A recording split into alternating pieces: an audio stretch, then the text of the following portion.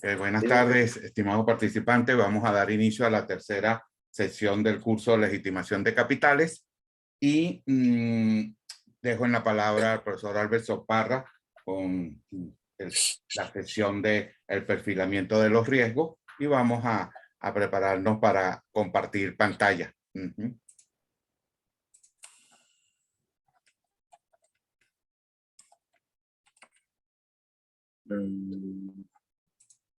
Listo, doctor. Ya, listo. Ya puedes, preséntala para ver. Ok. Se escucha como un eco, la idea mía. Sí.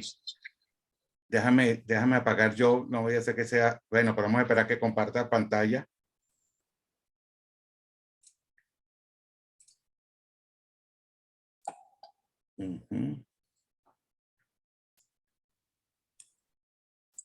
Ok, ahora sí, ahí tenemos las láminas correspondientes al perfilamiento y la gestión de riesgo. Adelante, mi estimado profesor. Ok, ya, es el mío. Ya, déjame cambiar un momentico la señal. Sí, creo que es tu micrófono. ¿Me escuchan? Estamos escuchando con eco. ¿Y ahora? ¿Ahora sí? Sí, estás conectado. Ok. Estás conectado.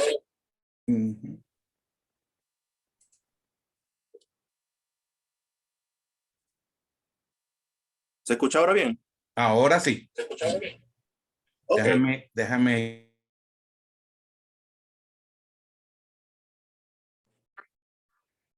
Ok, aquí estoy de nuevo. Bueno, mi estimado, hoy es el tercer día. Vamos a comenzar hablando, o mejor dicho, vamos a continuar hablando en esta oportunidad ahora del perfilamiento y gestión de riesgo en materia de prevención y control de legitimación de capitales, financiamiento del terrorismo. Si bien es cierto, bueno, ya hemos visto lo que hemos conversado ya en otras oportunidades en referencia a lo que es la gerencia de riesgo, lo que ha sido el gobierno corporativo, lo que ha sido los principios de legitimación. Y ya vamos a entrar un poquito más a lo que es vamos a decirlo, el día a día. Vamos a comenzar importante hablando de lo que es el principio en la mitigación de riesgo. ¿Se acuerdan cuando hablábamos de la matriz de riesgo, que hacíamos énfasis entre los productos, hacíamos énfasis en los servicios y todos aquellos componentes que debían componer la matriz de riesgo para realmente ser algo relevante en el análisis y la toma de evaluación? Entonces, fíjense algo, para coadyuvar la prevención de legitimación de capitales, financiamiento del terrorismo y en esta oportunidad hago énfasis en financiamiento de la proliferación de armas de destrucción masiva, así como para mitigar los riesgos de que nuestros productos y servicios, fíjense que aquí hago énfasis en lo que es productos y servicios, sean utilizados como instrumentos para la comisión de los delitos de esta materia que ya tenemos 3 días, con el día de hoy viendo, uno de los estándares a nivel internacional y lo que nos exige la normativa, y de hecho la normativa de cualquier país, son estas diferentes políticas. Esto no puede pasar desapercibido, es importante, es imperativo, la normativa nos los exige. Y debemos tener análisis, evaluación y condiciones de riesgo para cada uno de ellos, segmentado la matriz de riesgo. La política conozca a su cliente, la política conozca a sus intermediarios de seguro, corredores, sociedades de corretaje, reaseguros, conozca a su empleado, conozca a su proveedor y lo que son las personas expuestas políticamente a lo que es llamado los P, que ya en otras oportunidades hemos podido conversar, hemos podido distinguir. Y recordemos, yo soy partidario de que antes de primero conocer a tu cliente es importante que conozcas a tu empleado, porque de ahí comienza la cultura de la ética profesional interna de la corporación. Si bien es cierto, no encontramos una política que conozca a su empleado realmente certeza y usted cuente con un equipo de trabajo que realmente no va a cumplir con esa expectativa, con esos estándares internos, difícilmente va a poder mitigar la administración de riesgos, porque atenta con lo que hemos hablado en estas 2 clases anteriores, que es esa cultura de poder cumplir con los proyectos y con los objetivos de la alta instancia. Recordemos que esta materia viene en concatenación desde la alta instancia, desde la junta directiva, porque esto compromete a la junta directiva hacia abajo.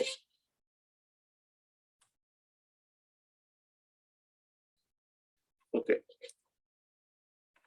Fíjense algo, yo aquí les traigo como un mensaje. Y de hecho esto viene del Fondo Monetario Internacional, lo que es el FMI.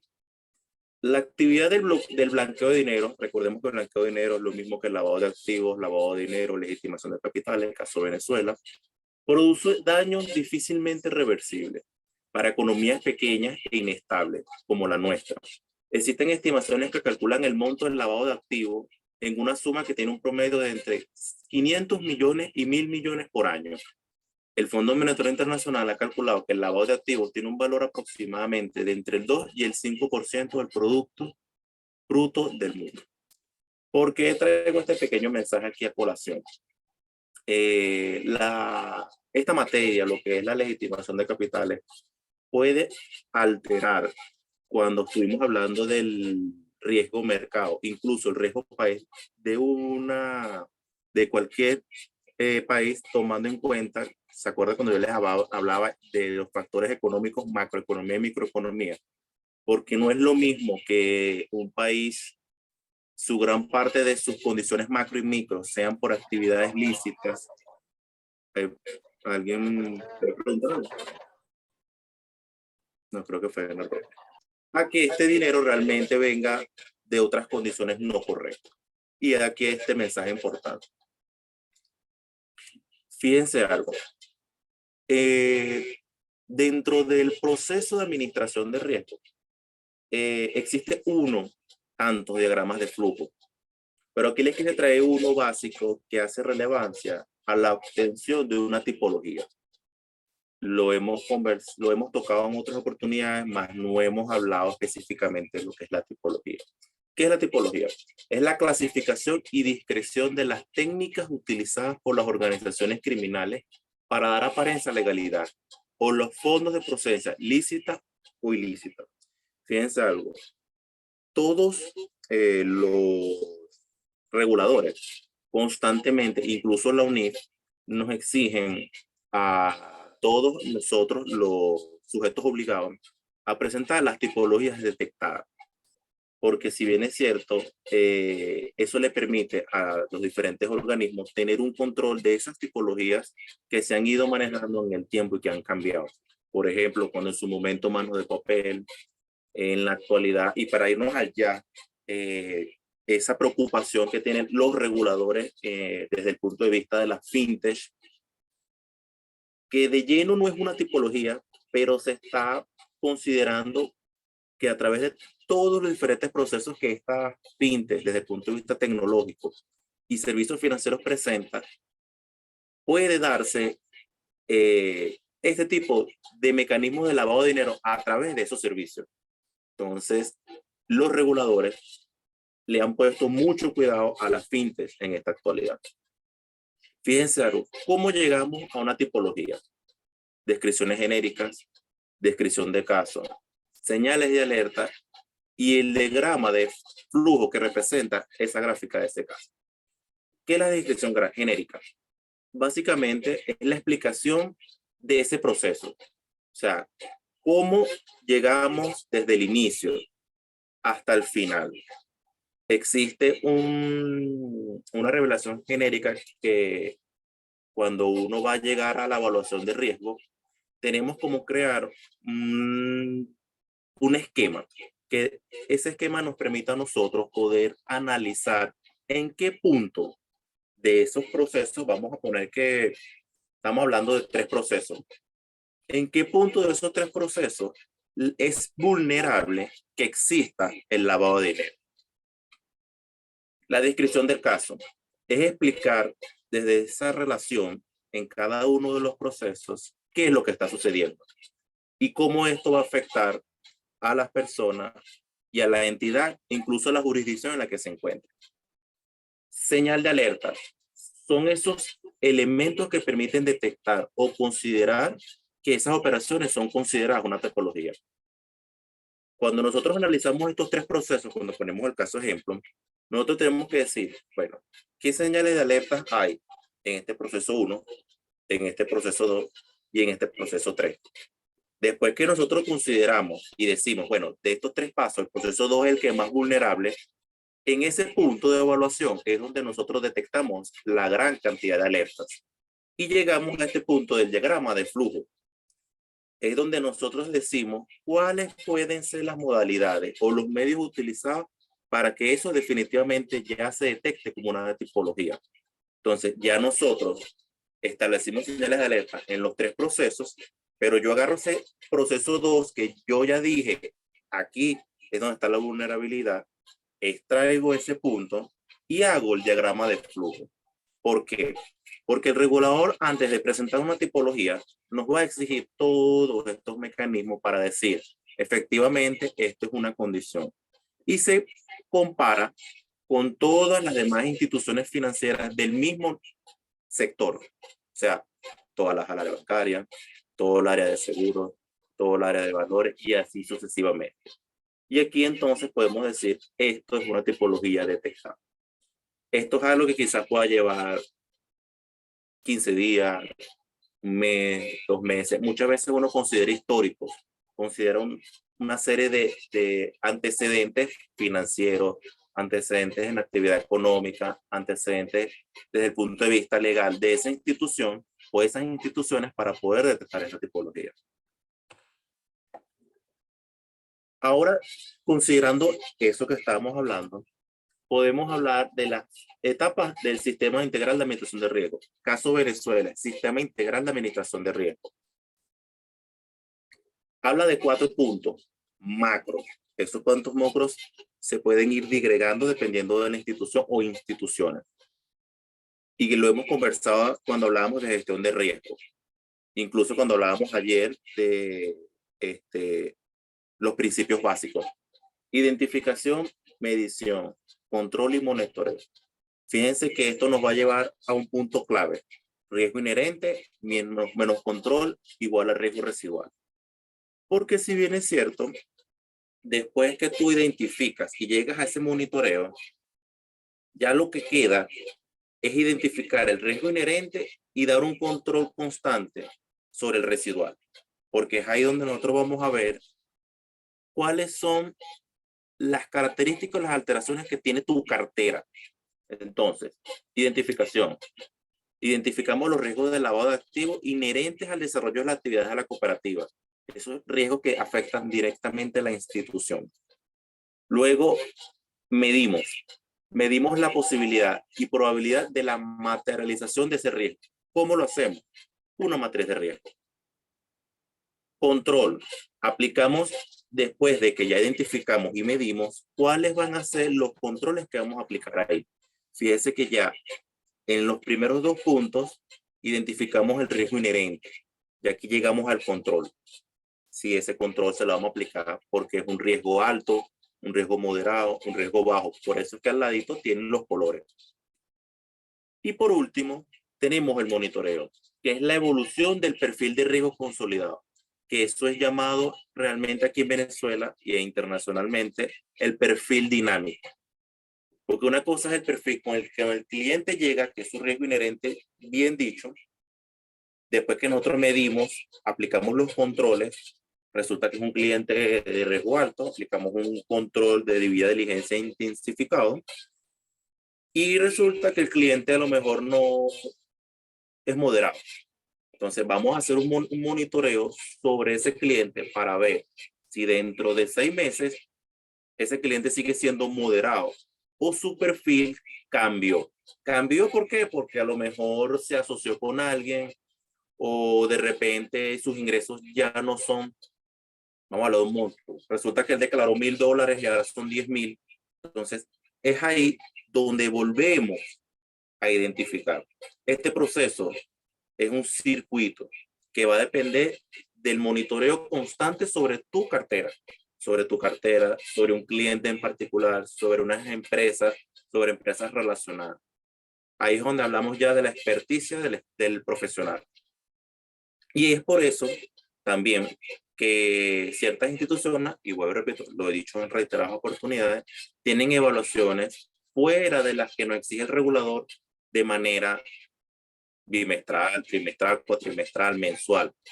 Es esa la razón por la que, por ejemplo, en el caso de nosotros, aquí Banco Mercantil, hacemos evaluaciones fuera de lo que nos hacía el regulador mensual. Nosotros tenemos 5,5 millones de clientes. Entonces, imagínense ese cambio en el perfil dinámico que puede tener la cartera constantemente.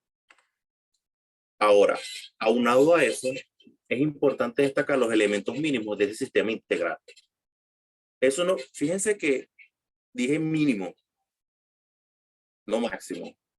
Ustedes pueden ajustar esos mínimos a la necesidad de su empresa, al tipo de empresa donde estén, si es pequeña, si es grande, si es multinacional, si es transnacional, si es un holding, si es una cooperativa. Entonces, pero lo mínimo, ¿qué es lo importante que debe tener o administrar la unidad? El oficial, el gerente, el vicepresidente, las 3 unidades. 1, política, porque son esas que van a dar los lineamientos generales. Recordemos que en las políticas es donde recae todo lo que la instancia determina. Luego de las políticas vienen todos esos procedimientos. En esos procedimientos podemos hablar de los procedimientos generales, podemos hablar de cómo se van a analizar las PEC, podemos hablar de cómo se van a analizar las sanciones financieras, cómo vamos a analizar las jurisdicciones de alto riesgo. Fíjense que los estándares nos hablan de listas negras, listas grises, listas rojas. Adicional, tenemos que tener cómo van a ser los mecanismos de control. Ahí es donde nosotros le aplicamos el riesgo inherente menos el control. Debemos considerar el conocimiento del cliente, el mercado, el riesgo mercado, clientes externos e internos. Tenemos que considerar la identificación y el análisis de operaciones inusuales. Y tenemos que determinar el reporte de operaciones. Entonces, estos mecanismos deben estar debidamente procedimentados y debe estar acorde al mecanismo de evaluación que ustedes van a tener. Instrumentos, cuáles son sus señales de alerta, cuál es su segmentación de los factores de riesgo. Un riesgo a lo mejor para mí en esta oportunidad, quizás para este primer semestre de evaluación es bajo, quizás el siguiente semestre es alto, quizás el siguiente semestre vuelve a ser bajo. Entonces, uno va eso ajustándolo a las sanciones o uno lo va ajustando a la determinación del reporte. Fíjense, seguimiento de operaciones, consolidación electrónica de las operaciones. Estos procedimientos que no solamente son estos, son muchos, pero yo les traje lo que es fundamental a grandes rasgos. Deben estar procedimentados y ajustados a las políticas y que esto no se escape de estar en la matriz de riesgo, en la evaluación anual de riesgo, en la segmentación de su cartera. Documentos son los presupuestos mínimos y el contenido. Habla del presupuesto que se le otorga a la unidad de PCLC. ¿Para qué? Para poder autoadministrarse. Recordemos que la unidad de PCLC es una unidad que debe autogestionarse, autocontrolarse y dar una respuesta a la alta instancia.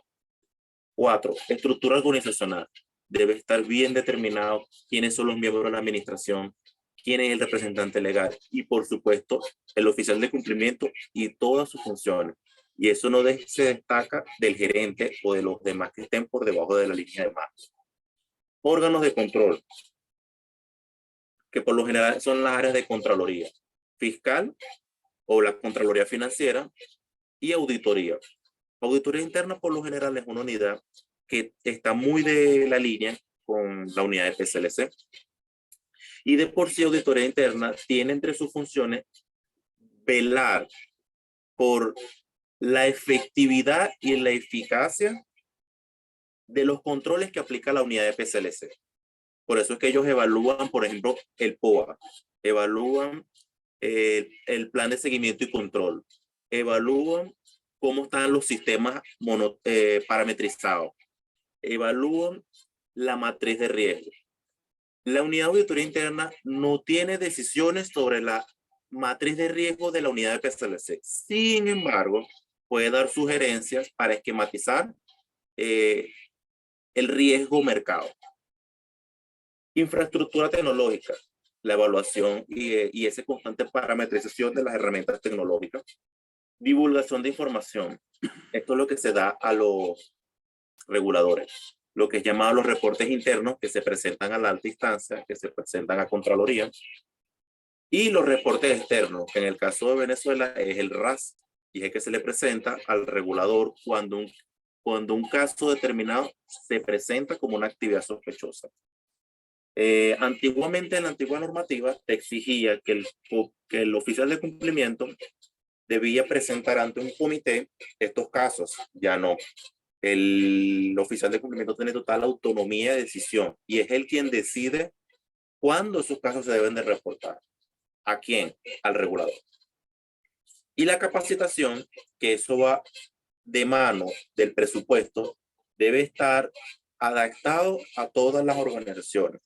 Oficial de cumplimiento, gerente de PCDC, que en línea los planes de capacitación a la organización en general, de la misma manera, mejor se da el cargo. La capacitación debe ser especializada para las áreas. La capacitación a la unidad de PCLC, la capacitación a las áreas de negocio, la capacitación a las áreas de Contraloría, la capacitación a la alta instancia debe ser completamente diferente. Quien haga una capacitación al área de PCLC, igual al área de negocios, estamos mal. ¿Por qué? Porque el área de negocios, como bien se llama, es la que obtiene la rentabilidad de la empresa. Por tanto, deben tener un adiestramiento de cara al mercado. Por ejemplo, en el caso del sector seguro, para los que son corredores, la capacitación para los intermediarios no puede ser la misma que para los del área de negocio. Porque de por sí es bueno siempre al área de intermediación darle una capacitación desde la visual de la ética de cara a la empresa y al cliente. Por lo general, hablando de la antisoborno, que es una ISO, la 37001, si no me equivoco, que habla del estándar de antisoborno, como un ejemplo. Ahora, perspectiva general de análisis en materia de legitimación. Fíjense algo. Ustedes están viendo aquí un círculo y aparte estamos viendo un condicional. Hay variables individuales y dependientes. Cuando hablamos de variables individuales, son variables que por sí solas el regulador, los estándares te dicen que son de alto riesgo. Y hay otras que para poder ser de alto riesgo o no ser de alto riesgo, deben tener una relación con otras variables. Entonces podemos ver un ejemplo. PEC. Sí, aquí nada más tenemos el caso de las PEC. Las PEC es una variable que por sí sola es de alto riesgo. No necesita tener otra variable para que ella suba su nivel. Por lo general, las matrices de riesgo, dependiendo de la política de la empresa, por supuesto, pero a grandes rasgos tú las ves de 1 a 100. Son de 100. No quiere decir que ellas van a ser de 99 y porque va a tener esa persona una profesión de alto riesgo, ella va a subir a 100. No, ella automáticamente y por su sola es P. Y así es básico, pero cualquiera de las otras condicionantes. Origen, destino de los fondos. También es una variable que por su propia condición es de alto riesgo. Profesión oficio. Profesión oficio por lo general es una actividad, es una variable que sí depende de otra. Sin embargo, el regulador te habla de que existen ciertas actividades que sí son de alto riesgo. Por ejemplo, los que estamos aquí, administradores, contadores, economistas y abogados. Porque son profesiones y actividades que te permiten el desempeño independiente. Sin embargo, en mi caso, no es lo mismo. Además, vamos a poner un ejemplo. No es lo mismo un administrador que tenga dependencia laboral en mercantil, en mi caso, a un administrador que se dedique a el libre ejercicio de análisis de estado financiero. Hay una variable adicional que es libre ejercicio y en mi caso es dependencia. Entonces, esa otra variable que se apunta a la profesión que de por sí sola es alto riesgo, va a cambiar el nivel. Entonces, es ahí el ejemplo de esa condición. Ahora, tenemos otras variables en esta parte que podríamos hablar de productos y servicios. Aparte de la perspectiva general del análisis superior, uno puede considerar el ingreso de la persona, el tipo de transacción, el monto estimado de esas transacciones e incluso la frecuencia. Se podríamos decir, un ejemplo, un militar, una persona de profesión general, automáticamente que es PEC, que de país de residencia está en Irán, que tiene ingresos totales mensuales por encima de $10,000. Y esa frecuencia son 4 veces al día. ¿Ustedes creen que ese es un cliente de riesgo bajo? Es una pregunta para todos. Es un ejemplo, es un tipo de ejemplo.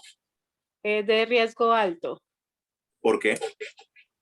porque es militar y tiene movimientos demasiado altos para el desempeño en el que está. O sea, un general no va a ganar $10,000 y 4 depósitos en un solo día. Pero solamente por su profesión o porque quizás también tiene una condición adicional. Solamente por su profesión. Si tiene una condición adicional, habría que haber estudiado el perfil antes de hacer pues todo el perfilamiento, ¿no? Ok, pero yo dije que es PEC. Entonces sí es de alto riesgo. Ahora supongamos que ese militar es un recién graduado y resulta que en su actividad económica principal está de vigilante. ¿Será el mismo nivel de riesgo que el anterior? Es militar.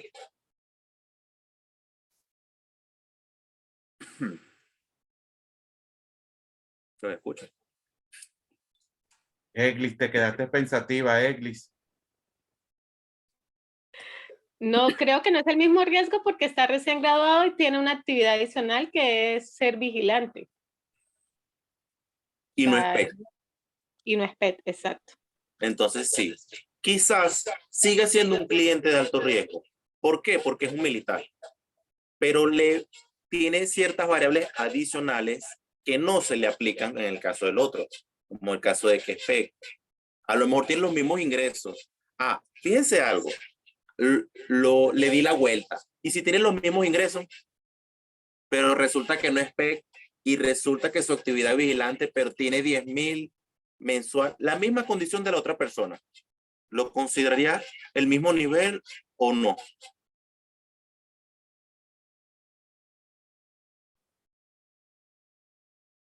No, no lo consideraría del mismo nivel porque él tiene una actividad adicional a la militar. Bueno, no, estamos hablando del mismo militar que es recién graduado y es vigilante. Y no es PEC, pero tiene la misma transaccionalidad que el otro. Lo consideraría como de mediano. Podrías llegar a ser de alto riesgo. Pues yo difiero. ¿Por qué? Bueno. No me escucha, porque yo difiero. Deyalín te está levantando la mano. Buenas tardes, Deyalín. Te escucho.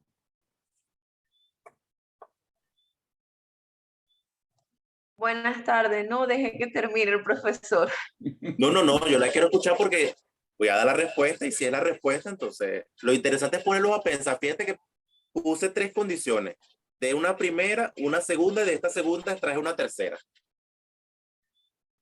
Yo no lo consideraría igual porque tiene uno de los alertas fuertes, no los tiene, que es el PEC, aun cuando tuviese la misma profesión y los mismos ingresos. Ajá. Yo, o sea, por lo que le estoy entendiendo, dependiendo de los, decir, por definirlo de alguna manera, de los agravantes o de los, yo lo puedo calificar. Exactamente. Entonces, si entre menos agravantes tenga o que sean de mayor alerta, pues no lo puedo calificar igual. Ok, sí entiendo tu punto. Ahora le respondo. ¿No les parece extraño? Y vamos a irnos al tema Venezuela sin entrar en lo político. Vamos a decir que un general se le justifica, y ustedes me entiendan a qué me refiero. ¿No les parece raro que un recién graduado que no es PEC mueva lo mismo que la otra persona? Para mí, ese cliente es más de alto riesgo que el propio militar general. ¿No les parece lógico? Evalúen los momentos.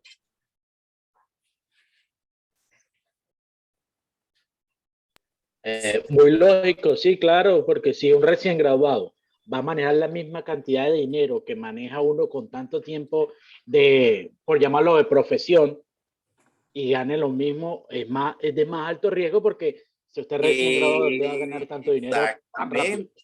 Ahí es donde yo quería llegar. Pero hay algo, Albertson, que no nos has dicho, por lo menos yo no he escuchado y estoy bien pendiente, de qué otra actividad realiza este militar recién graduado. No, él está desempeñándose reportado, es de vigilante. Ah, solo vigilante. Él declaró vigilante. Ah, caramba. Pero será cónsono eso con su movimiento. Comparto lo que dice Davián. Por supuesto que hay un mayor nivel de riesgo por la actividad que realiza, no por la actividad que realiza, sino por las transacciones que realiza. Es más, ya no estaríamos hablando de... Ya vamos a decir, mejor dicho, ya lo que está creándose es una alerta. No es cuestión de nivel de riesgo, porque si vamos a lo lógico, los tres son de riesgo alto, solamente que ese último me está generando una señal de alerta. Se podría determinar. Dígame. O sea, que se pudiera decir que dependiendo de, o sea, yo tendría que hacer una evaluación indiferentemente de uno de los alertas que yo pueda tener, o sea, de uno de los riesgos. Exactamente. Y evaluar. En este caso, pues la señal de alerta está totalmente encendida en los ingresos, ¿verdad? De acuerdo con su actividad. Y a su profesión. Y a su profesión, correcto. Entonces, ahí están señales de alerta que para ustedes, y por eso este punto se llama perspectiva general en análisis de materia, porque es analizar el por qué. Y no se crean ustedes que solamente son estas las únicas señales, mejor dicho, las únicas variables.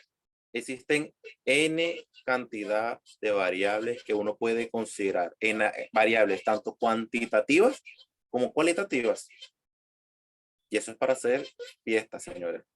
Entonces, imagínense considerar apenas, y yo les puse un ejemplo básico, con apenas ¿cuántas? 1, 2, 3, 4 variables.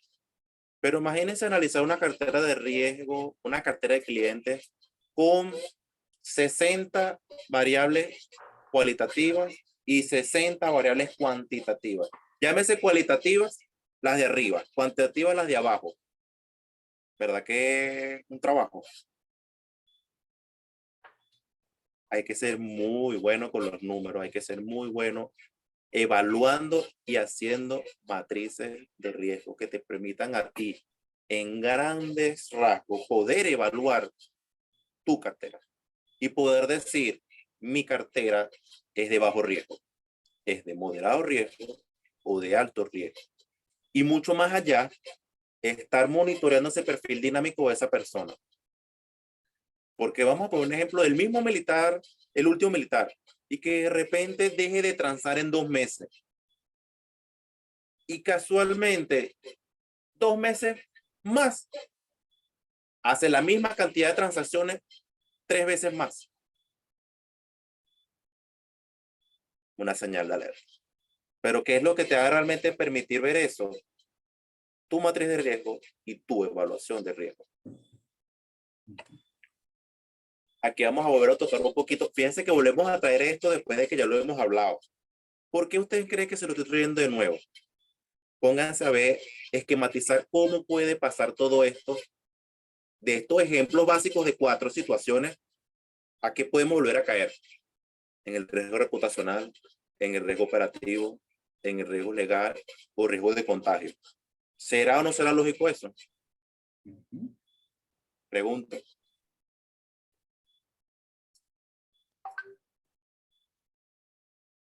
Eso es correcto, porque en cualquier momento que la entidad, llámese banco, llámese compañía de seguro o de el área de la bolsa, que se descuiden con ese proceso tan meticuloso que es de la revisión de los perfiles de los clientes, entonces puede caer precisamente en el primero de los riesgos de la izquierda, que es el riesgo reputacional.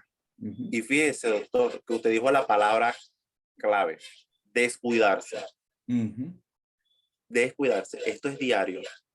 Yo llego, y voy a poner mi caso particular, yo llego todos los días aquí al banco a las 7 de la mañana. Y yo desayuno, leo el periódico y me siento. Y a las 7:20 aproximadamente ya estoy viendo las operaciones del día anterior para ver qué hubo y qué no hubo. Eso es diario. Esas son operaciones y operaciones y operaciones y clientes que entran y salen, hacen transferencias internacionales, que mandan, que reciben. Es Yo un trabajo. quiero darle la palabra, y con tu permiso, Alberson, a María ¿No? Alejandra, que está Alejandra. allí, que está allí. Buenas tardes, María Alejandra. Buenas tardes, María Alejandra. En el tema de uno de tus clientes, por colocar algún ejemplo, te quiera cambiar la póliza de la noche a la mañana y te la quiera aumentar de un monto significativo, eso necesariamente tiene que llamarte la atención y prenderte una señal de alerta. ¿Eso es correcto? Sí, claro, eso sería una alarma. Lo primero que se vería, me imagino que él se preguntaría cuáles son las razones por las cuales a lo mejor quiere incrementar una póliza de un día a otro. Pero claro que sí, eso encendería las alarmas de saber por qué lo está haciendo. Y también, bueno, eso va a depender de qué tipo de producto se está hablando. Porque a lo mejor si yo digo quiero incrementar mi póliza de salud de un año a otro, yo puedo pensar que a lo mejor él ya está planificando algún tipo de cirugía de mayor grado. Hay muchas formas de saber qué podría estar pasando. Bien interesante. Fíjense que una cosa es el área en la banca, la otra cosa es el área en materia de seguro, y nada más estamos colocando un par de ejemplos que se pueden haber muchísimo, y ese trabajo que en este caso estás haciendo tú allá a nivel en el Banco Mercantil, lo hace María Alejandra con su portafolio de clientes, pues. Y ese ejemplo que usted puso, doctor, y la respuesta de la estimada María Alejandra, aquí donde estoy, usted se imaginará la cantidad de condiciones y jugadas que uno puede aprovechar de ahí. Claro que sí. Sí. Aquí estaba pensando unos ejemplos para preguntar, pero no quiero caer en eso. Ok. Ya, vamos a ver. No, vamos a hacerlo un poquito de... A ver, María Alejandra, usted es la que está en Estados Unidos, ¿no?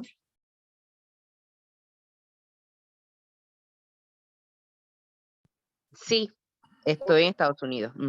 ¿Qué es para usted una prima normal? Un monto de suma asegurada normal para el ramo persona. Bueno, para la compañía que trabajo, ahora se manejan pólizas en dólares, y la póliza de menor monto son de $100,000. Ok. ¿Y la más alta? La suma asegurada más alta son de $500,000. Ok. Supongamos que yo la llamo un día, estoy aquí en Banco Mercantil y le digo que me quiero asegurar por $500,000 con una cuenta en Panamá, y adicional a eso, a mis padres igualmente con un monto moderado. A ellos se los voy a pagar desde una cuenta en Estados Unidos. ¿Usted me aceptaría el riesgo? Bueno, ¿por qué no? Para eso antes de yo aceptártelo, se supone que se le hace un tipo de evaluación al cliente,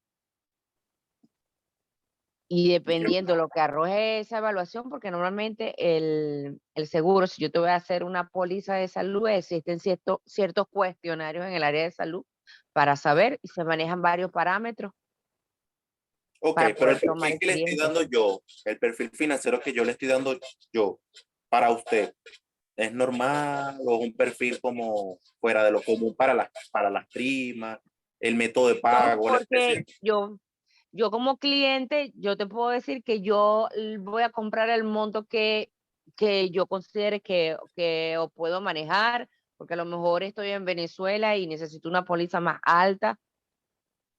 Aquí en Estados Unidos las pólizas son exageradamente costosas, exageradamente costosas. Y Por no eso. es que tienen una cobertura, porque ahora en este momento yo estoy intentando para entrar para hacer, manejar pólizas aquí en el exterior. Por eso le hice el ejemplo ¿Ok? del perfil. Yo Estoy estoy en trabajando Venezuela. al mismo tiempo, pero si me llega un cliente y me dice, mira, yo le presento, mira, yo te cotizo suma asegurada de 100,000, de 300 y de 500. Entonces, según su capacidad, él me irá a decir, mira, yo puedo comprarme una póliza de tanto, de una suma asegurada de 500,000. A lo mejor también depende cómo me la va a pagar, porque eso dice, si te la voy a pagar de un solo pago, no va a aceptar el trámite que se le haga un fraccionamiento de pago. Yo voy a decir, se la va a pagar de una vez. Tú puedes empezar a dudar de dónde saca esta persona esta cantidad de dinero para pagar una póliza normal y Por no eso aceptar un le fraccionamiento, un puse, financiamiento. por eso le puse el ejemplo de que yo estoy en Venezuela, quiero una póliza de 500,000 para mí, de 100,000 para mis dos padres. La mía la voy a pagar desde Panamá de contado, desde una cuenta en Banco en Panamá, y a mis padres desde una cuenta en Estados Unidos, y estamos en Venezuela. Y Exacto. de contado. Lo que pase, y yo que no tengo una gran cartera de clientes, pero sí los que manejo en esa parte, casi todos, manejan cuentas aquí en Estados Unidos porque hacen pago por Celes. O sea, tienen cuenta en Estados Unidos con un domicilio aquí, porque para tener un Celes tienes que tener un domicilio aquí y estás en Venezuela. Ok, sí, sí entiendo su punto. Bueno, si les soy sincero, para mí, desde la visual de riesgo, yo lo veo raro. Muy raro. Claro, qué raro, claro. Es que ahí es A donde yo... veces yo me quedo sorprendida cuántos venezolanos tienen cuenta aquí, pero viven viven Ay, en Venezuela y tienen domicilio aquí. y usted se sorprenderá la cantidad de bancos Bueno, corresponsales que yo veo constantemente y uno ve tienen eso. domicilio aquí donde no viven aquí, ni siquiera saben a lo mejor llegar a esa dirección, a ese domicilio, pero tienen domicilio y número de teléfono. Y no se podría prestar todo esto para gestión de riesgo, no se... Claro, claro, todo Por eso eso, es. por eso existe todo esto. Por Ujú. eso existe todo esto. O sea, son alertas, son señales y alertas claras que a usted le queda o a uno le da así como que ya va, ¿qué está pasando aquí? Fíjense Sí. algo, mejores prácticas en materia de legitimación. Aunado a lo que ya hemos venido hablando, podemos decir que primero es importante. Una pregunta, antes de estar aquí. ¿Qué se hace primero? ¿Se previene o se controla o se controla y se previene? Cónchale. Esa pregunta se la he hecho yo a los 3 presidentes de las empresas de seguro en las que estaba. ¿Qué se hace primero? ¿Se previene, se controla y se previene?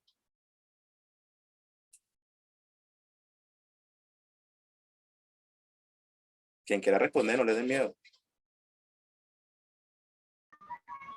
Para Primero mí creo que previenes y primero luego se controlas. previene, luego se controla. Ok. ¿Y por qué no se controla y después se previene?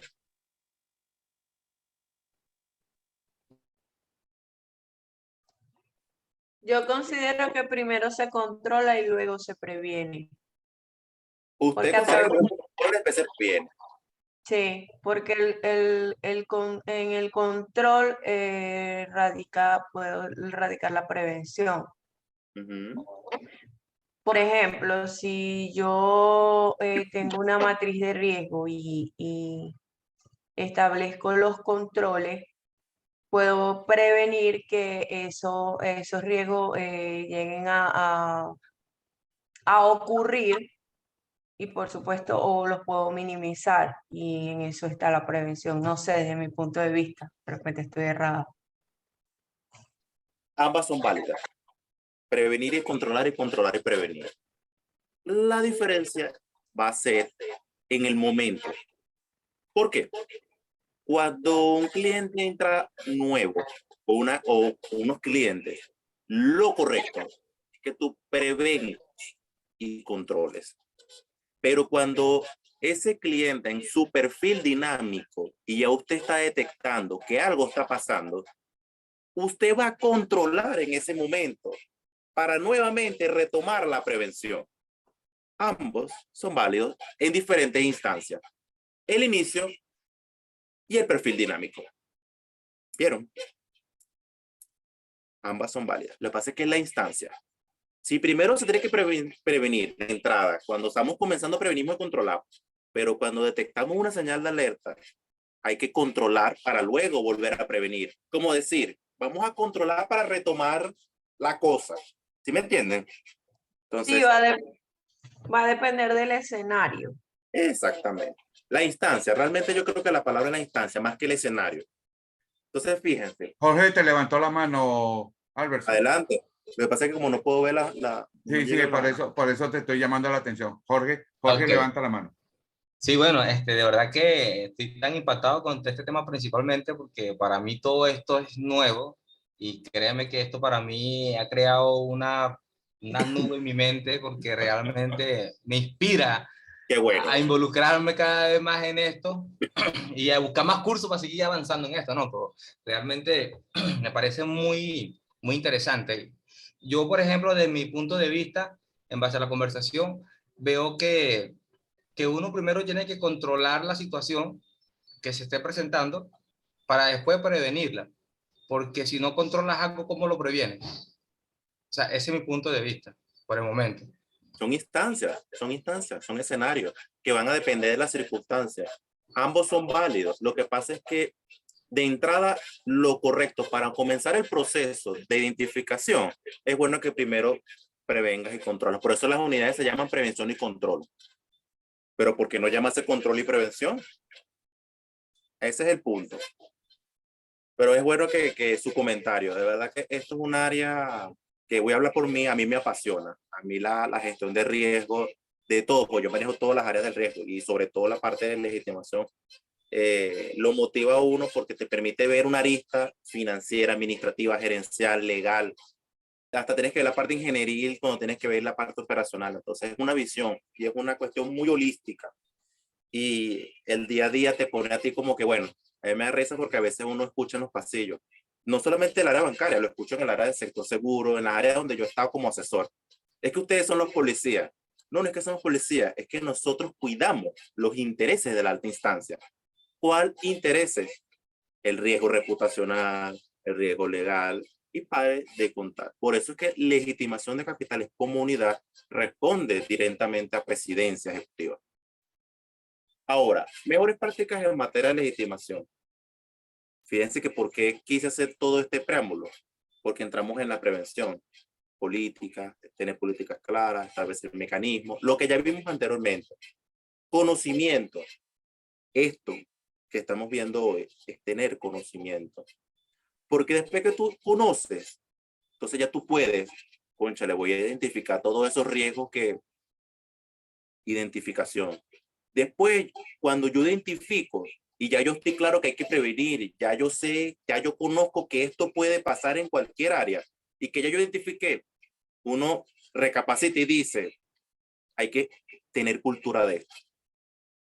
Y como ya después documentas en las políticas, documentas en los procedimientos, actualizas el manual y nuevamente regresamos. El área de prevención y control de riesgo es un área cíclica, un área que tiene que estar en constante evaluación, constante dinamismo. Si no, señores, no estamos haciendo el trabajo. Un ejemplo rápido del ciclo del lavado de dinero. Y fíjense que estamos hablando de los tres que ya llegamos a hablar: colocación, estratificación e integración. Se obtiene el dinero de actividades ilícitas. Este dinero se integra en el sistema. No, se dispersa el dinero haciendo varias transacciones financieras que, por cierto, se van a hacer más difícil de rastrear. Este dinero se integra en el sistema financiero Y después viene los bien llamados compras de bienes, inversiones financieras, comercios industriales, esa gente que de repente ya voy a pagar la prima si de una, llegué en la Forruna el 2020, pero resulta que el año pasado yo ganaba sueldo mínimo y vendía cotufa. Entonces, ciclo del financiamiento del terrorismo. Fíjense que hace rato estábamos hablando del ciclo del lavado. Ahora les traigo el ciclo del financiamiento del terrorismo, que lo hablamos el día de ayer, como lo dice la LOCDO, pero ahora vamos a esquematizarlo. La adquisición. Se obtienen fondos de fuentes legales o ilegales. ¿Se acuerdan cuando hablábamos del inversionista, para llamarlo así? Bueno, porque a lo mejor son fuentes legales es inversionista, pero resulta que a lo mejor ese inversionista no tiene dinero de fuentes lícitas, entonces es ilegal. La integración. Se incorpora el dinero en el sistema financiero, pero no para causar ninguna sospecha. Se toman medidas de precaución, como depositar pequeñas cantidades de dinero o muchas cuentas diferentes. Eso es relativo, señores. La práctica muchas veces demuestra lo contrario. Se los digo yo, que estoy en el día a día y que me conozco los tres sectores, que eso puede ser relativo. Transmisión a la organización terrorista. La movilización de los fondos mediante la transferencia del dinero al efectivo. Ya después que ese dinero se integra, vamos a comenzar a pasarle a los patrones, como quien dice, a esas personas que les interesa que se cumpla el objetivo. ¿Cuál es su objetivo? Recordemos, puede ser político, puede ser ideológico, puede ser religioso. A pesar de que el interés del inversionista sea otro. Transmisión a la célula operativa. Dispersión de los fondos. Individuos o grupos encargados de ejecutar las funciones. Esas personas que se van a encargar de, a través del inversionista y del grupo terrorista, aplicar, o mejor dicho, ejecutar el plan. Y por supuesto la conversión. Los fondos son utilizados para comprar equipos o servicios, que son los que van a necesitar esas células y por supuesto las organizaciones para llevar a cabo sus grandes, ¿cuál puede ser la palabra? Sus grandes fines. Diferencias. Ahora vamos a hablar brevemente de las diferencias entre legitimación de capitales y financiamiento del terrorismo. Fíjense que a grandes rasgos lo estamos limitando al objetivo, a la finalidad, a la proveniencia de los fondos y el propósito. Lavado de activos, ocultar rastro de transacciones. ¿Por qué? Porque la idea es que ese dinero ilegítimo esté oculto. Financiamiento del terrorismo, financiar esos actos. Finalidad, lucrativa, porque a la persona que está teniendo el dinero de forma ilegal le interesa que ese dinero siga creciendo. Financiamiento del terrorismo, ideológico, el interés de esas personas. Proveniencia de fondos, proveniente de fuentes ilícitas. En el lavado de dinero va a venir únicamente y siempre de las fuentes ilícitas. Solamente van a buscar las actividades lícitas para que ese dinero se oculte. Financiamiento del terrorismo viene de ambas. El inversionista legal, el inversionista ilegal. Y el propósito, utilizar esos fondos ilegítimos para propósitos legítimos. Comprar vehículos, comprar empresas, comprar acciones. Financiamiento del terrorismo, pueden ser muchos objetivos, siempre y cuando tenga un fin terrorista. Ahora, fíjense, después de analizar todo esto, y por eso que les traje este último punto así rojito, la metodología de riesgo. La metodología de riesgo en la matriz de riesgo te va a dar un qué hago ahora. Entonces, hay una serie de pasos que es importante que uno considere. Identificación del riesgo. Se identifica cuáles son los riesgos más importantes para el negocio. ¿Cuál negocio? Cualquiera. Cualquiera. Medición. Se cuantifican los costos asociados con los riesgos identificados. Incluso ahí podríamos aprovechar de relacionar con el riesgo financiero. Una de las cosas divertidas de esta área, que se puede englobar a cualquier área. Podemos asociar al riesgo financiero, al riesgo tecnológico, al riesgo operacional. Y para rematar, si la haces mal, tienes a de fondo el riesgo moral, el riesgo de esto, el riesgo de aquello. O sea, básicamente es un área que puede cruzarse con cualquier otra en un momento, si te descuidas. Mitigante. Dependiendo de la acción que se requiera, tomamos las condiciones lo que estaba yo hablando y por eso les hice la pregunta. Prevenir, retener o controlar. Ahí es donde podemos comenzar a decir, prevengo y controlo, controlo y prevengo. Lo importante es que no descuides la identificación de ese riesgo, su medición y por supuesto lo que por allá conlleva. Porque si no, bueno, ya sabemos que viene, ¿no? El riesgo reputacional. Implementación. Se pone en práctica la decisión tomada. Y por último, no menos importante, la valoración y el monitoreo. Porque, como hemos venido hablando, perfil dinámico, señores. Esto puede un cliente, una persona, lo que sea, una empresa, el día de hoy puede tener un perfil, el día de mañana puede tener otro. Y si ustedes no tienen estos pasos bien encaminados en sus políticas, en sus procedimientos, la metodología de riesgo se les cae. Entonces, aunado a eso, fíjense que una cosa se va pegando a la otra. Tenemos un diseño de mecanismos de medición, el Ave María. Todas esas condiciones que se consideran para los riesgos prohibidos o los que son no aceptados, los de alto riesgo, los de riesgo intermedio y los de bajo riesgo. Prohibida o los de no aceptación. No se tolera ninguna transacción, cliente o servicio de este tipo. Ejemplo, transacciones provenientes de países con sanciones económicas por lavado de dinero. Sudán.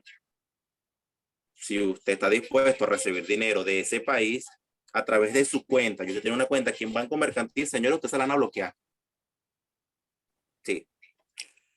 Alto riesgo. Los riesgos de tomar actividades, clientes o servicios de esta categoría son altos, pero no están prohibidas. ¿Por qué? Porque tú tienes una manera de controlarlo.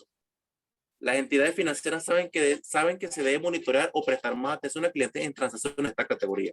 Por ejemplo, los PEC. Riesgo intermedio o riesgo moderado en el caso de Venezuela.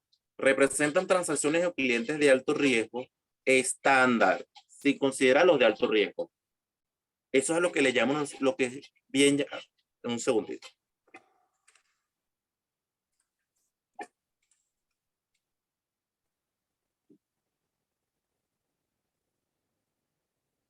Buenas tardes, buenas noches, estimados. Para volver a prender la luz de piso 24 a la vez, por favor. Sí, a la vez. Gracias, estimado. Yo lo que estoy viendo, mi estimado profesor, es que usted no paga la luz de su piso, de su lado del pasillo, porque pareciera que usted no está pagando la luz. Mejor mal. Continúe, pues, adelante. Fíjense, representan transacciones o clientes arriba del riesgo estándar, sin ser considerados de alto riesgo. ¿Se acuerdan cuando el primer día hablábamos del riesgo tolerable y el riesgo asumido? ¿Por qué? Porque son riesgos que para nosotros podemos tolerar. Pueden ser de alto riesgo, pero lo asumimos. Y el bajo o el riesgo estándar son aquellos que se aplican de control normal. O sea, no es nada de otro mundo, es el control básico. Por ejemplo, estos países miembros del GAFI que generalmente son de bajo riesgo. 4 pilares de la legitimación de capitales. Y esto va aunado a esto. Y recordemos a esa matriz que vimos también más adelante. Políticas, capacitación, sistema y auditoría. Básicamente esto engloba el primero que vimos grandísimo, engloba los que viene uno tras otro. Porque realmente los estándares de tener una buena política que te permitan a tener una capacitación interna o externa, unos buenos sistemas, que no solamente es cuestión de que tengas buenos sistemas, señores. Usted puede tener los sistemas mejores del mundo, pero si usted no tiene una matriz bien ajustada ahí, eso va a estar de gratis, así que es dinero perdido. Y por supuesto, la auditoría. La auditoría constante sobre todos estos procesos cuando hablamos de la auditoría interna e incluso de la auditoría externa. Ojo, la auditoría externa es consultoría, la auditoría interna es asesoría constante y la que es parcial. Ahora, 2 fases de prevención y control. De hecho, me adelanté la pregunta. Prevención y control. Prevención. Prevenir que se introduzcan al sistema cooperativo recursos provenientes de actividades relacionadas con el lavado de activos y financiamiento del terrorismo. Control. Detectar y reportar las operaciones que se pretenden realizar. Fíjense que en prevenir estamos validando ese camino y en el control ya lo detectamos y lo controlamos. Ya que lo detectamos, control pasa a ser el primer punto y prevención pasa a ser el segundo. Y volvemos a prevenir. Por eso es que yo de entrada les hacía la pregunta, ¿qué será primero? ¿Prevenir y controlar o controlar y prevenir? Va a depender de la instancia y el momento en el que usted aplique ese análisis. Y ese análisis va a venir de qué? De esto y por supuesto de esto. Porque una cosa está concatenada con otra. Entonces, bueno, aquí básicamente le traemos a grandes rasgos un proceso completo de la gestión de riesgo. Hablando de, por ejemplo, y aquí quiero hacer un poquito mayor énfasis en lo que es COSO, cuando estábamos hablando que el doctor Mena habló al principio sobre la normativa internacional, él te genera un aspecto general de análisis o criterios que ustedes deben de considerar. Voy a hacer énfasis en ese porque es el más relevante. El ambiente interno, que es la alta instancia, el establecimiento de objetivos, la identificación de acontecimientos, que es la identificación de los riesgos, la evaluación de los riesgos, esa respuesta a esos riesgos y esas actividades de control que te van a permitir tener un análisis sobre todo lo que está arriba. Fíjense que el modelo estándar de control interno habla del contexto estratégico, lo que son los objetivos generales específicos de la organización, la identificación de los riesgos, el análisis de los riesgos, la valoración de los riesgos. ¿Cómo se valoran los riesgos? Alto, moderado y bajo. Las políticas y los controles. Porque después que yo considero o valoro, mejor dicho, lo alto, bajo todas sus políticas y su control. Después que yo valoro lo moderado, bajo todas sus políticas y sus controles. Después de que valoro lo bajo, bajo todas sus políticas y sus controles. Entonces, es el mecanismo o el proceso de gestión que ustedes consideren que es el que más se adecua a su organización. Todas son válidas. Todas son válidas. Lo importante es que se cumpla el proceso. Señores y señoras, por el día de hoy estuvimos hablando de lo que es el perfilamiento de gestión de riesgo. Y créanme que esto no queda aquí. Esto tiene mucho que cortar. Entonces, ¿alguna otra pregunta antes de retirarme? Bien, pero muy bien y muy interesante. Comparto el criterio de Jorge cuando decía que, bueno, que cualquier cantidad de informaciones allí latente que él está asumiendo como todo su conocimiento. Y de allí lo que se deriva algo bien interesante es el control que se tiene que tener sobre las actividades para poder minimizar todos sus efectos. Vamos a hacer un paréntesis de unos 10 minutos, como lo tenemos siempre previsto, para compartir ahora la matriz de riesgo de legitimación de capitales y hablar un tanto de ello y que puedan ustedes, participantes, compartir esas ideas que ha dejado el profesor Parra al respecto. A ver, dejamos un paréntesis de unos 10 minutos. Albertson, 1.000.000 de gracias por estar con nosotros. Mañana terminamos nuestra sesión. Tenemos allí unos temas bien interesantes sobre las normativas internacionales. Adelante. Bueno, para todos un gusto seguir compartiendo con ustedes conocimientos, experiencias realmente, porque esto es mi día a día. Y bueno, continuamos mañana ya con la parte legal. Esto no se queda aquí, esto es una materia bastante importante para cualquier organización y si bien es cierto, el descuido de esta materia, bueno, puede causar bastantes consecuencias. Sí, señor. Bueno, feliz noche. Los dejo, me retiro porque tengo que viajar a Guaira. Vale. Caracas, vamos a parar la grabación y regresamos en unos 10 minutos, 15 minutos máximo. Feliz noche. Vale. Ok, continuamos con la actividad que tenemos prevista. Vamos a compartir pantalla con relación a la elaboración de la matriz de riesgo de legitimación de capitales y es bien importante aclarar, y lo hago especialmente para mi amiga Deyalín, que la literatura señala, y las experiencias así nos los muestran, que no debemos confundir esta matriz que vamos a ver ahora, Deyalín, desde el punto de vista de la estimación de capitales, con la matriz de probabilidad de impacto. Y cuando la veamos, te doy la palabra para que tú misma después nos digas cuál es la diferencia entre el tipo de matriz que vamos a mostrar versus el que nosotros ya conocemos. Y cuando digo nosotros conocemos, porque Deyalín ha estado con nosotros en otros cursos, si quieren yo después le puedo mostrar una matriz de probabilidad e impacto para que vean en líneas generales la diferencia entre una y otra. A lo largo de toda la exposición de estos 3 días, hemos hablado de que el objetivo es precisamente la evaluación del riesgo de legitimar capitales.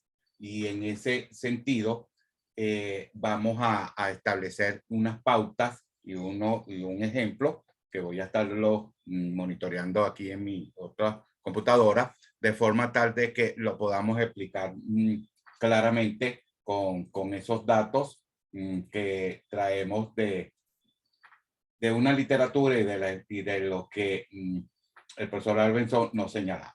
En ese sentido, vamos a hablar de que el contenido que vamos a revisar, a mí siempre me gusta colocar el contenido, vamos a definir, vamos a hacer las 2 definiciones de la matriz de riesgo y los pasos para construir una matriz de riesgo de legitimar capitales, que son 3, a grandes rasgos, son 3 pasos: identificar los riesgos, la evaluación de la exposición y el monitoreo y control.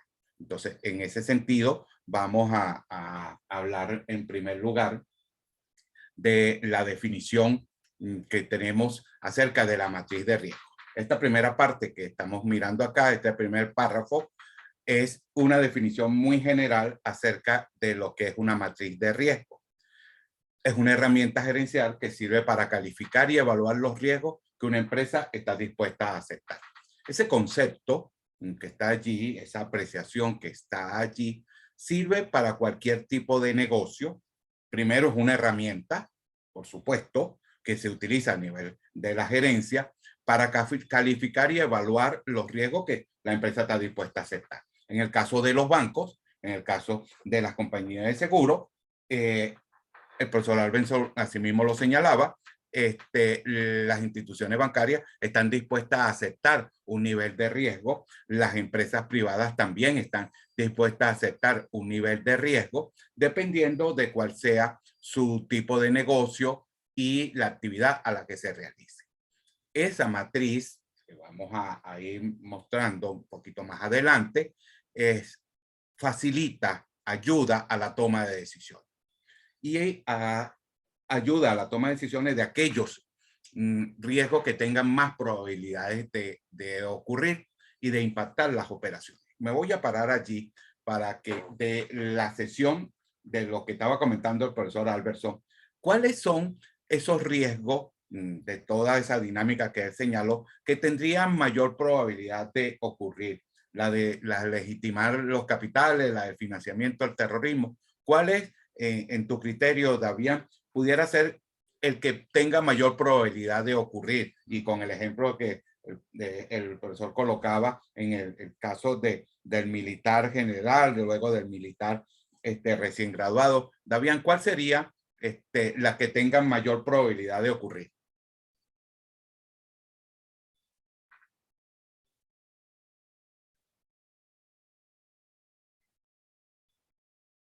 No sé si Davián nos está copiando. Eglis, vas a tener que regañarlo. Adelante, Eglis.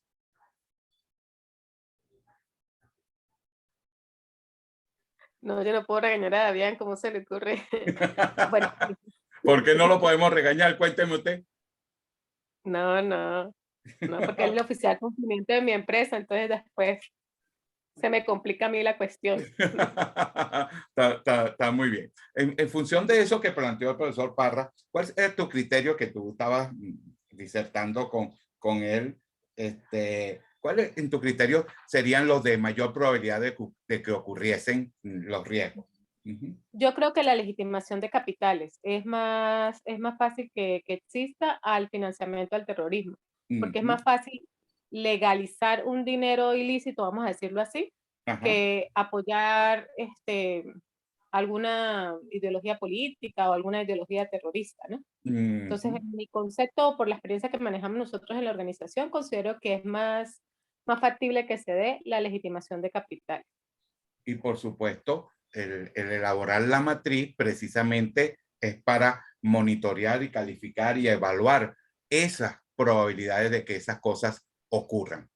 Y como lo señalo yo acá, generalmente la matriz siempre lo solicitan los organismos reguladores, llámese Sudeban, llámese la SUNACRI, a las empresas y que las organizaciones establecen de manera continua. Son 4 los factores que se suelen señalar dentro de factores de riesgo de legitimar capital. Y miren dónde está. Los clientes, los canales, productos y servicios y la ubicación geográfica. Veamos cada uno de ellos y cómo dentro de los pasos que habíamos señalado para construir la matriz, identificar los riesgos, evaluar la exposición y el monitoreo y control, cómo estos factores de riesgo pueden llevar a cabo. El primer paso para construir la matriz es la identificación de riesgo. En cualquiera de los casos de que se tenga que construir alguna matriz, sea de legitimar capitales o sea de probabilidad de impacto, es identificar cuáles son los riesgos. Por lo tanto, es importantísimo que se conozca el negocio y cuáles son las líneas de negocio relevantes a la hora de poder enfocar, como decimos aquí en el material, los procesos críticos. Fíjense lo siguiente, antes de hacer comentarios sobre esos 2 aspectos. Le voy a leer una nota de la que tengo acá para que ustedes me puedan comentar en dónde pudiera haber una mayor identificar el riesgo. Una casa de bolsa que es intensiva en productos estructurados y banca de inversión. O sea, las casas de bolsa en el mercado de capitales, su negocio es vender productos, lo que se denominan productos estructurados, y en el tema de la banca de inversión. Tienen una base de clientes muy antigua, tendrán riesgos más relevantes en productos y servicios que en clientes. Repito, tendrán riesgos más relevantes en productos y servicios que en clientes, porque su base de clientes es muy antigua. Mientras que en un banco que tiene muchas oficinas en el país, el principal factor de riesgo puede venir de la ubicación geográfica. Pero si la entidad bancaria promueve más los sistemas electrónicos para realizar las transacciones, el riesgo puede venir también por el lado de los canales. Entonces, en este ejemplo que estoy colocándole, el riesgo puede venir desde el punto de vista de los clientes, de los productos y servicios, de la ubicación geográfica y de los canales. En ese sentido, lo primero que deberíamos de hacer cuando montemos la matriz es identificar lo que se conoce como el riesgo inherente, que el profesor Parra lo señalaba temprano, que es aquel riesgo específico de cada actividad, de cada trabajo. Eso es un concepto muy general. En cada actividad que nosotros desarrollemos hay un riesgo que es inherente, propio a la actividad.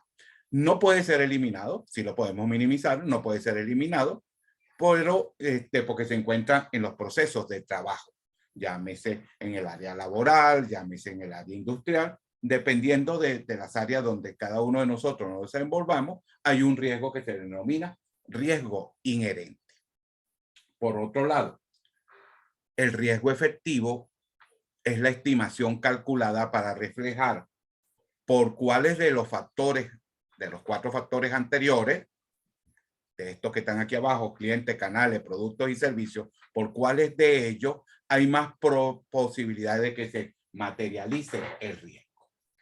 En ese sentido, volviendo con el ejemplo de la casa de bolsa o de la entidad bancaria, el riesgo inherente a la entidad bancaria, a un banco, ¿dónde se materializa? ¿Dónde se encuentra el riesgo inherente de un banco?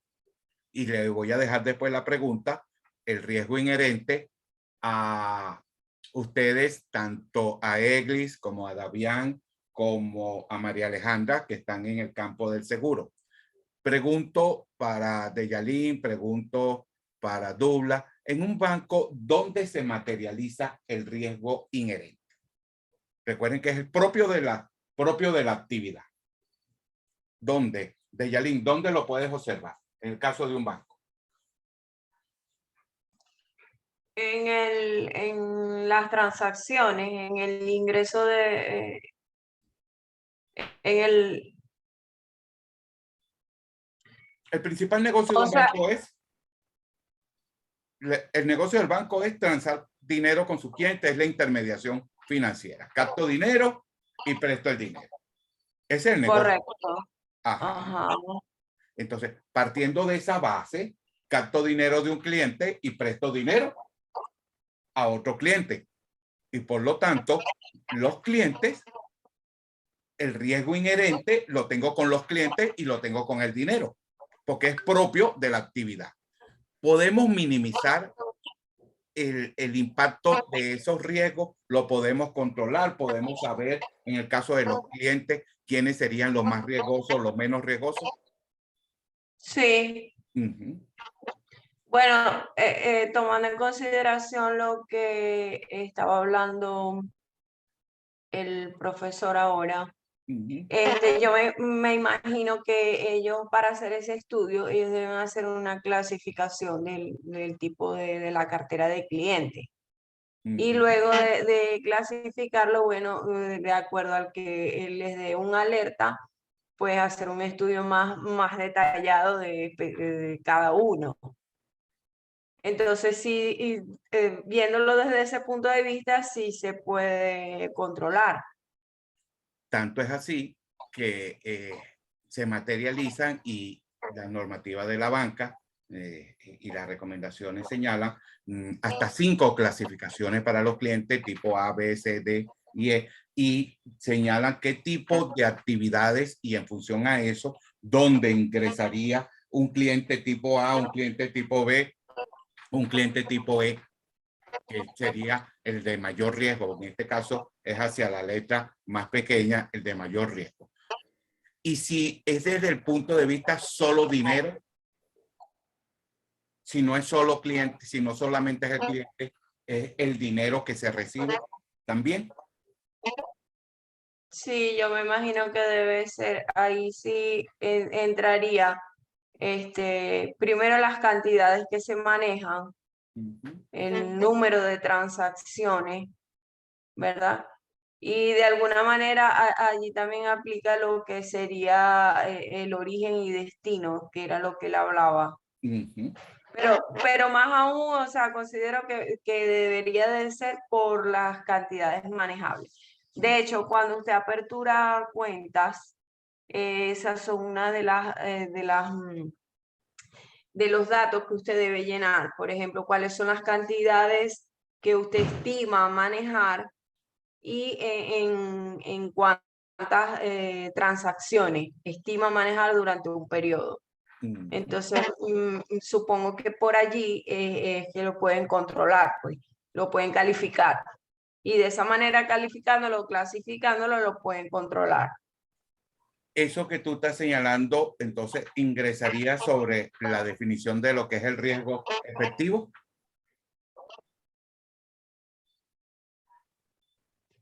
Si pudiera ser, dice que el riesgo efectivo es la estimación calculada para reflejar por cuáles de los 4 factores hay más posibilidades de que se materialice el riesgo. De los 4 factores: cliente, producto, canales, ubicación geográfica. Si pudiera ser, sí.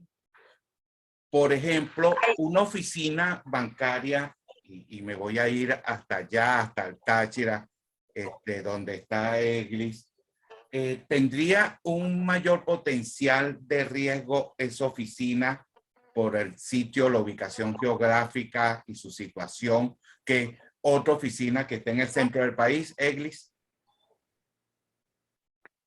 Sí, claro, porque estamos en una zona de frontera, en una zona donde o sea, esa era también qué pregunta que le quería hacer, profesor. Hoy en día, cuando uno llena, los clientes llenan la solicitud, siempre la mayoría de personas coloca comerciante. Entonces, ¿cómo evalúa uno el riesgo de una persona que es comerciante sin saber qué tipo de comercio es el que efectúa? ¿Sí?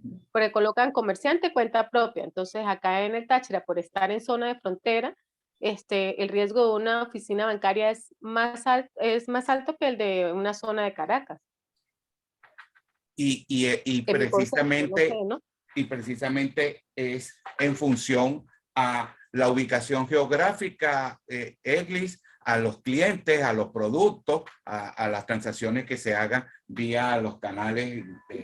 Iría, o sea, va de la mano los clientes, la ubicación geográfica y obviamente también las transacciones, porque hay personas que pueden mover una cantidad de dinero sin saber de dónde puede provenir ese dinero. Como decía el profesor, se previene, se controla y después se controla y se previene por el tema que yo puedo empezar moviendo 500 bolívares, pero después puedo empezar a mover una cantidad que mi ingreso no me lo respalda. Exactamente, que fueron los ejemplos que él estaba colocando. Entonces, la identificación de riesgo, en primer lugar, la tarea para poder construir la matriz es identificar muy claramente el riesgo específico de cada actividad que se realiza.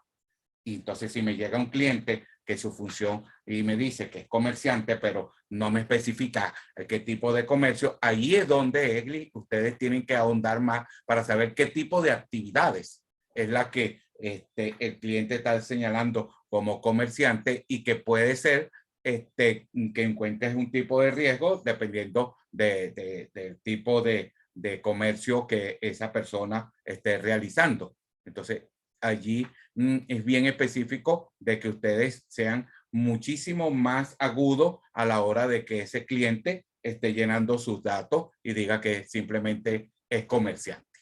No sé si me capta la idea. Sí, señor, claro. Ok, entonces, primer paso de la matriz es identificar el riesgo, tanto los riesgos inherentes como el riesgo realmente efectivo que se derive de alguno de los factores que ya hemos mencionado con anterioridad. El segundo paso, ajá, Jorge, adelante. Yo sí aquí estoy viendo con claridad. Adelante, Jorge. Ok, profe, bueno, estoy viendo que los riesgos que nosotros prácticamente a veces no consideramos, a veces se pueden dar con las cosas más pequeñas, ¿no? Porque simplemente, por ejemplo, uno tiene una empresa de servicio y hay clientes que pueden estar haciendo actividades ilícitas y tal vez le pagan a unos $15, $20 o $30.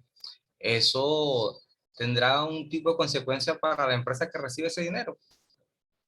Fíjate, porque es que esa empresa que recibe ese dinero lo va a depositar en el banco y en el banco te van a preguntar de dónde es la proveniencia de esos fondos, porque tú le Pero por dices a tu $15 o cliente, $20.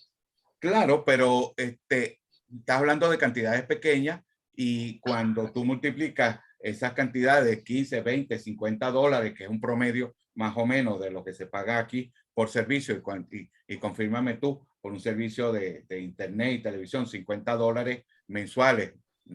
No sé si ese puede ser el promedio en Sí, Estados sí, Unidos. el promedio comienza de $15 hasta puede ser $100 actualmente, pero la pregunta en específico es, o sea, porque cualquier persona con cualquier actividad tan pequeña puede hacer, o sea, puede estar comprometiendo a otra empresa, no sé, y la empresa tal vez no está midiendo ese riesgo por $15 o $25 o $50. Ahora fíjate, esa parte, eso que tú estás señalando, el señor Santiago hacía un comentario el día de ayer o antier, Santiago, en el cual decías que cualquier empresa puede ser objeto y estar legitimando capitales conociéndolo y sin conocerlo. Adelante, Santiago.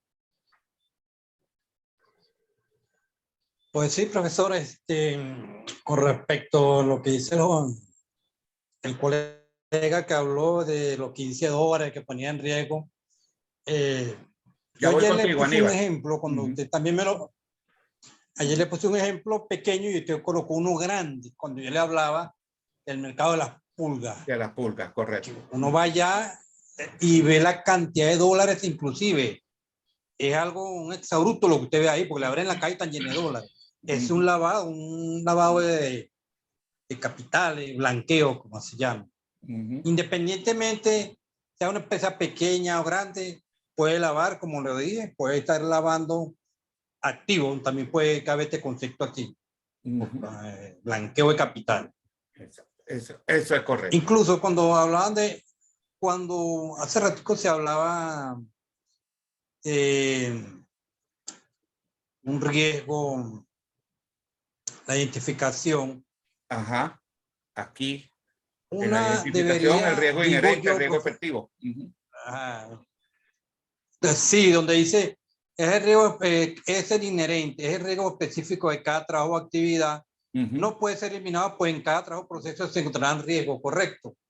Ahí estamos en el caso de los funcionarios. Yo creo que ellos son personas expuestas públicamente. Funcionarios, ejemplo, del 6CPC.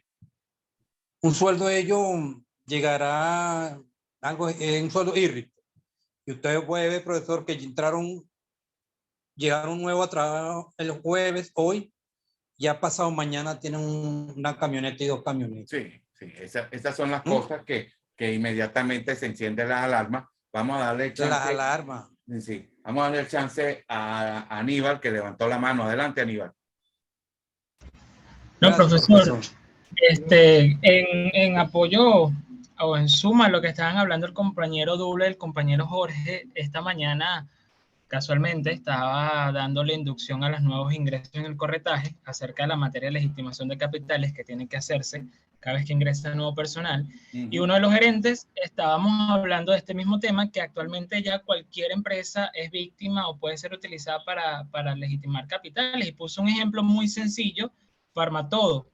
O sea, Farmatodo no sabe si el dinero, los dólares con los cuales le compran a ellos provienen o no de dinero mal habido, de dinero ilícito. Y por montos pequeños, como decía Jorge. Tal cual, exactamente. O sea, no sabe la cantidad de dinero y la cantidad de dólares que le entra, porque mucha gente paga en efectivo si efectivamente ese dinero proviene de una fuente lícita o no.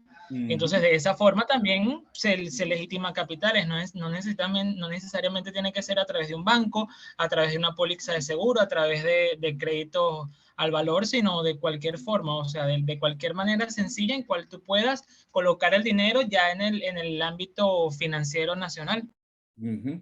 ¿Está copiando, Jorge? Sí, estoy copiando.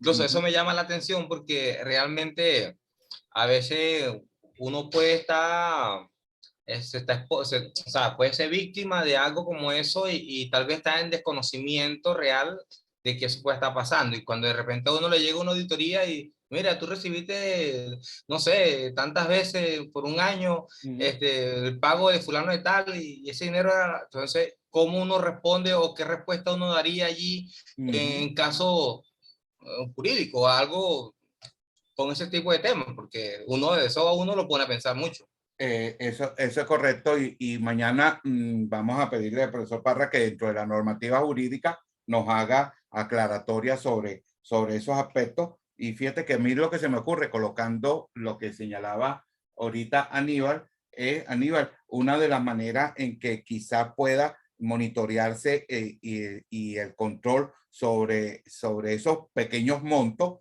es que tú veas consecutivamente a un grupo de personas que todos los días va y gasta 15, 20, 50 dólares, 100 dólares y vuelve al otro día y vuelve a gastar y vuelve al otro día y todos los días te está gastando en diversas oficinas de Farmatodo y por supuesto cuando tú haces tu facturación encuentras que esa persona prácticamente todos los días te está gastando y tú dirías, bueno, pero para un momentico, ¿de dónde está proveniendo esta cantidad de dinero? Se me ocurre a mí que por ahí es donde puede venir el punto del control y de la evaluación precisamente de la exposición que tienen los riesgos, que es el segundo punto de la evaluación de la exposición. Y para ello, nosotros hemos de precisar cuáles son los niveles de riesgo dado y el nivel de riesgo normal. Veamos cada uno de ellos. Una vez que hemos identificado los potenciales riesgos, como decimos aquí en el material, hay dos posibles situaciones. Nivel de riesgo dado. Este aspecto responde al tipo de negocio y a la estrategia por la que se dispondrá de elementos de control.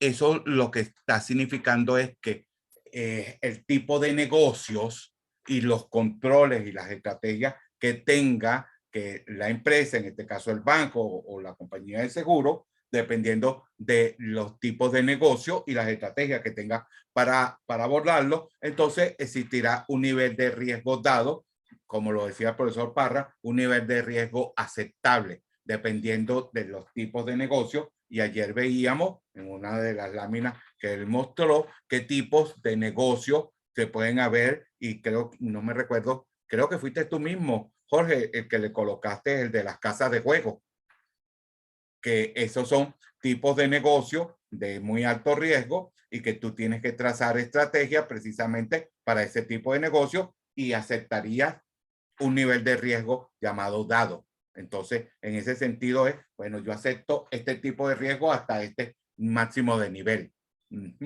Y el otro es el nivel de riesgo normal, que responde a la realidad del negocio y al proceder de las variables. La realidad del negocio es saber exactamente a qué se está dedicando esa empresa y cómo se mueven las variables, es decir, cómo las transacciones que se estén realizando. Entonces, es importantísimo que a la hora de evaluar los riesgos a lo que se está expuesto, se sepa qué nivel de riesgo se puede aceptar y cuál es el nivel de riesgo normal. Y como lo decimos acá, si responde al primero, la realidad del negocio, se debe cambiar la estrategia, pero si responde al segundo, entonces hay que activar los mecanismos de control. Entonces, queda para que cada institución, cada banco, cada empresa pueda aceptar un nivel de riesgo llamado dado o normal. Adelante, Jorge. Profe, una pregunta, por ejemplo, ok, nosotros tenemos una empresa de servicio y si por casualidad nosotros nos damos cuenta de que alguien nos está, no sé, pagando el servicio con dinero no lícito, automáticamente uno tiene que darle alerta a las autoridades o esto le compete directamente a qué área? Mira, es una excelente pregunta que realmente yo te soy sincero, no la manejo porque debe darse, porque el banco inmediatamente, porque tú estás depositando una cantidad de dinero, seguro que el banco te va a llamar a ti por movimientos irregulares y transacciones irregulares, y seguro que te van a llamar para decirte que por qué está pasando esto y qué tipo de actividades estás tú desarrollando y que no respondan al nivel, al riesgo del negocio normal. Por eso, el primer punto es el riesgo dado para tú saber el tipo de negocio del cliente. Simplemente cuando tú prestas el servicio, es un cliente y simplemente le hace llenar una planilla y el cliente te puede colocar allí cualquier cosa. Entonces, esa es otra de las buenas preguntas de a quién responder. Si tú logras detectar de que te están utilizando para la legitimación, que es el mismo caso de lo que colocábamos como en el caso de Farmatodo. Entonces, es bien interesante verlo mañana dentro del campo de las normativas legales y cómo eso se sustenta legalmente. El otro punto es el monitoreo y control sobre esos riesgos. Y el monitoreo y control significaría reforzar, reemplazar, monitorear cada uno de esos riesgos.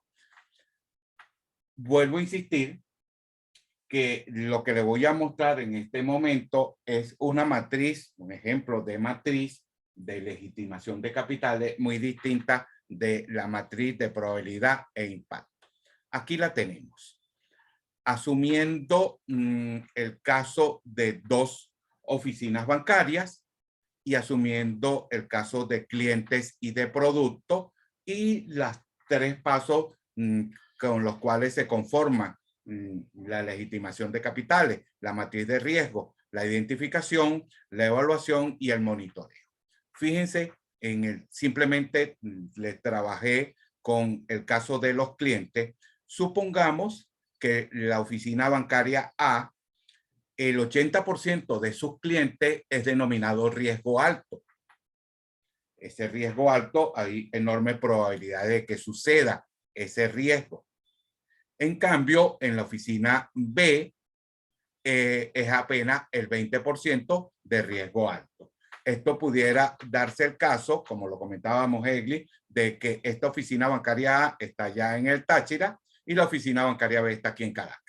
Entonces, la cantidad de clientes que yo estoy evaluando tienen un alto riesgo por la ubicación geográfica y tendríamos que el riesgo efectivo, que es el que habíamos señalado como la probabilidad, voy a retornarnos, aquí está como la estimación calculada para reflejar las mayores probabilidades de que se materialice el riesgo efectivo. Habría que reducir precisamente esta cartera de clientes, porque el 80% de mis clientes tienen un riesgo muy alto y simplemente pudiera tolerar a un nivel de riesgo dado, pudiera tolerar 20% de esta cantidad y por lo tanto reducir el resto.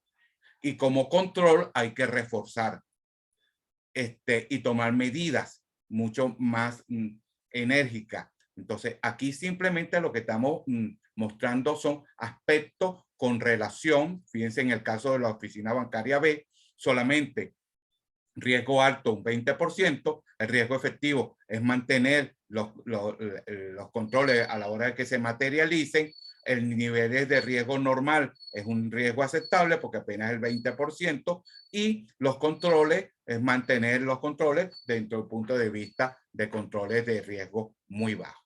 Entonces, parte de esto ustedes pueden irla alimentando, y en el caso de las compañías de seguro, los que están trabajando en seguro, aquí pudiéramos dentro de los productos, entonces abrir los diferentes productos que ustedes venden, que ustedes negocian. En el caso de la banca, los diferentes créditos que se otorgan, créditos personales, créditos de vehículos, etcétera, etcétera. Y para una compañía de seguro, los distintos productos, pólizas de seguro de vida, pólizas de alto riesgo, etcétera, etcétera. Entonces, la idea es simplemente monitorear, controlar, identificar el riesgo. Fíjense que no hemos incluido aquí ninguna pregunta, ninguna columna, disculpen, acerca de la valoración de estos riesgos, pero que pudiéramos incluirla desde ese punto de vista, una columna que me valore estas actitudes. Entonces, le pregunto a Eglis, una oficina bancaria ubicada allá en el Táchira, donde el 80% de sus clientes tú mismo lo catalogas como riesgo alto, ¿qué tipo de medida, qué tipo de estrategia deberías de abordar?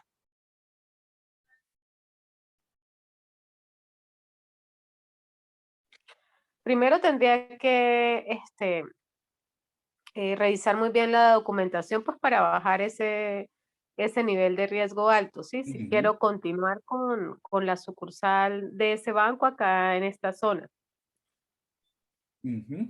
Y revisar a profundidad cada uno de esos clientes. Claro, porque es que hay, o sea, ocurrirían muchas aristas, muchas preguntas, de dónde viene el dinero, qué tipo de actividades realiza la persona, si es independiente, dependiente, ¿sí? Entonces, Claro. habría que analizar para poder bajar, pues, o sea, que mi sucursal de acá de Táchira deje de ser de alto riesgo para que baje y fíjate que a entonces, menos riesgo. dentro de las decisiones, solamente vas a tolerar un 20% de ellos. Entonces, el resto tienes que porque dentro de este 80%, un 20% pueden ser tolerables para ti, porque en función al tipo de negocio, tú quieres mantener esta clientela, entonces aceptas el riesgo hasta un 20%, pero los otros vas a tener que profundizar sobre ellos y trazar estrategias diferentes. Exacto, para ver si los acepto o los rechazo como cuenta rentista en el banco. Exactamente. Entonces, esta matriz lo que permite es una matriz muy sencilla, muy corta. Le podemos agregar cualquier cantidad de otros elementos sobre los cuales ustedes puedan monitorear no solo clientes, no solo productos, actividades, etcétera, etcétera, etcétera. Lo coloqué con una actividad bancaria, pero también puede ser con actividades en el área de la compañía de seguro. Nos quedan, Jorge, yo tomé nota, nos quedan varias preguntas, igual a Aníbal, mañana que le consultemos al profesor Parra qué hacer en estos casos. Y yo entiendo tu preocupación, Jorge, porque ustedes están comenzando con esa empresa y te preocupa de que te estén llegando clientes y te estén utilizando y tú sin saberlo para legitimar los capitales. Como decía Egli, es una de las cosas más sencillas y como lo colocaba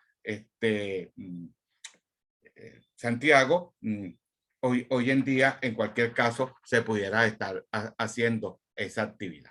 Mañana les voy a mostrar la otra matriz para que podamos ver las comparaciones entre una matriz de probabilidad e impacto en comparación con esta matriz de legitimar capitales para que puedan tener la visión completa acerca de ello. Así que no nos queda más que dejarle a la actividad hasta hoy. Cualquier pregunta, que tenemos bastante, se la vamos a terminar de precisar al profesor Parra, de que lástima que él tenga que irse primero porque le apagan la luz. Ya vimos que él en el banco no paga la luz de su sector porque se la pagan y le cierran el estacionamiento, y por eso es que hemos estado combinando acá. Vamos mañana a tratar de comenzar muy puntual. Aníbal, trata de llegar lo más puntual posible para que le coloques el mismo ejemplo. Te dejo la palabra a ti para que le coloques el ejemplo de Farmatodo y lo que ustedes están viviendo, que lo colocaron como ejemplo, y tú, Jorge, también el ejemplo en el caso de tu empresa. María Alejandra, mañana quiero que veamos algunos niveles de riesgo en los productos y servicios y que tú nos indiques, de acuerdo con tu valoración, tu cartera, la que estás manejando hoy en día, qué nivel de riesgo le consideras a tu cartera en función a la exposición que pudiera estar generándose desde el punto de vista de que se materialicen los riesgos. Así que por hoy vamos a dejarlo hasta acá. Déjenme parar un segundo la grabación.